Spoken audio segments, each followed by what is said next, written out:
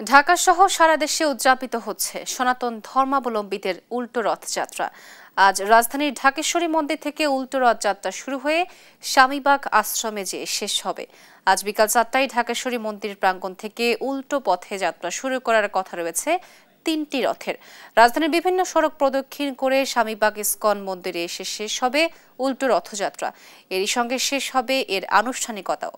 এর আগে গেল 27 জুন স্বামীবাগ থেকে ঢাকেশ্বরী মন্দিরে আসার মাধ্যমে শ্রী শ্রী জগন্নাথের রথযাত্রা শুরু হয়। নিয়ম অনুযায়ী রথযাত্রার 7 দিন পর এ উৎসব পালিত হয়। ঢাকা ছাড়াও সাভার, টাঙ্গাইল সহ দেশের বিভিন্ন জেলায়ও উদযাপিত হচ্ছে এই উৎসব।